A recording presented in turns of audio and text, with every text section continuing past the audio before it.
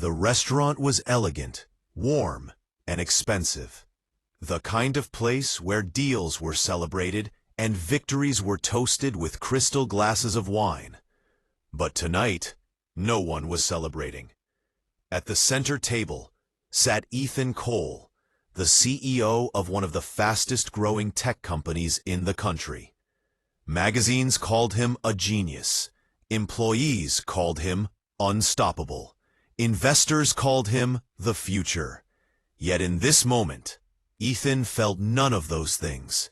His phone buzzed again, and again, and again. Each vibration felt like another crack in the empire he had spent 15 years building from nothing. A $100 million merger, months of negotiations, endless meetings, sleepless nights, was collapsing in real time. Across the table, his legal team whispered urgently. Engineers stared at their screens, pale and silent. One wrong clause. One misunderstood detail. One last-minute demand. Everything was unraveling during dinner. Ethan stared at his untouched plate. The steak had gone cold. The wine glass remained full. He didn't notice. All he could hear was his own heartbeat. The weight of a lifetime. Ethan hadn't always been powerful. He grew up watching his father work 2 jobs and still come home exhausted, defeated by a system that never gave second chances.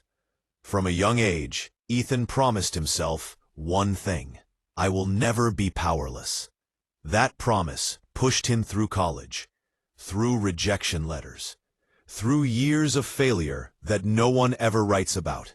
And now it felt like the universe was testing him. His phone lit up again. A message from the opposing CEO. If this isn't resolved in the next 20 minutes, we walk. 20 minutes. 20 minutes to save everything. Ethan rubbed his temples, trying to think clearly, but panic flooded his mind. That's when he noticed her. The invisible presence.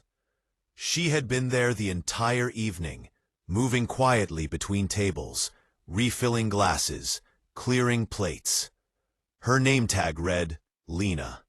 To most people in the room, she was invisible.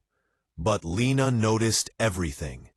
She noticed how the conversations at Ethan's table had turned sharp and hurried. She noticed the way his hands trembled slightly when he picked up his phone. She noticed that he hadn't taken a single bite of food. She had seen this before, not in boardrooms, but in people. Stress, fear, the silent kind of breaking. Lena hesitated. She wasn't trained to handle billion-dollar crises. She wasn't paid to offer comfort. She was just a waitress. But she was also human. And sometimes that's enough. A simple choice. Lena walked to the coffee machine and poured a fresh cup. Not because it was ordered, end parenthesis, but because it felt right. She approached Ethan's table carefully. The conversation stopped, distracted, almost irritated. Yes. She placed the cup in front of him.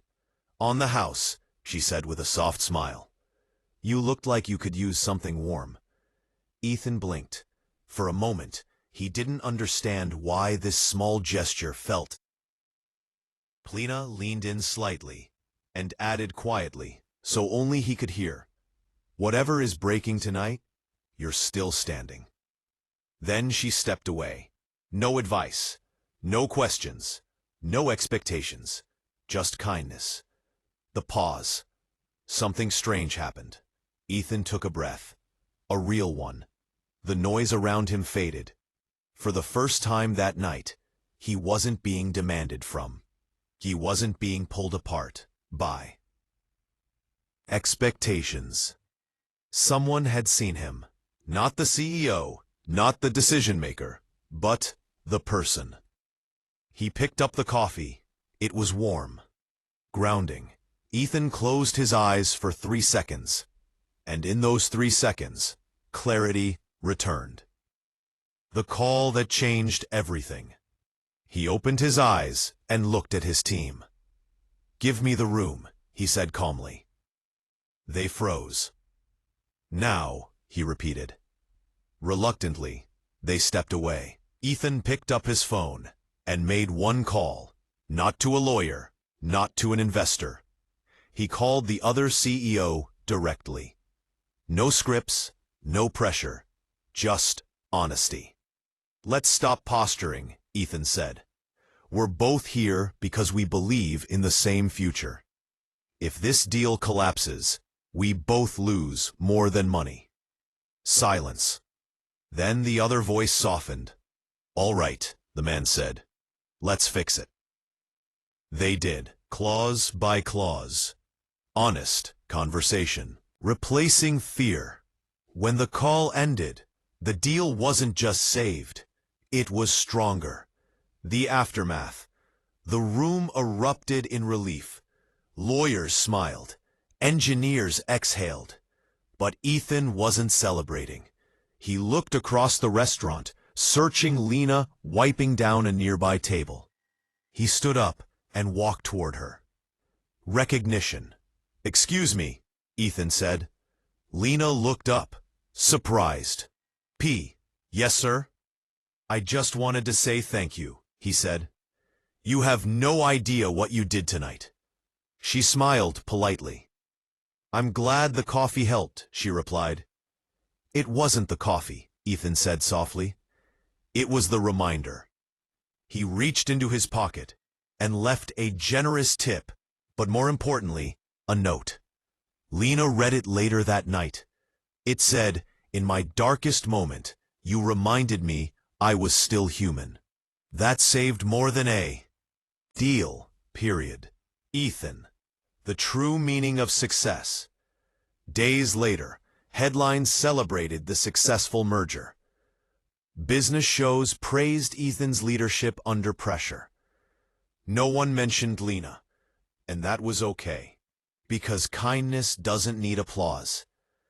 Somewhere in that restaurant, a small act of humanity had changed the course of a company and a man. And that's why we believe this. Stars of kindness don't shine above us. Period.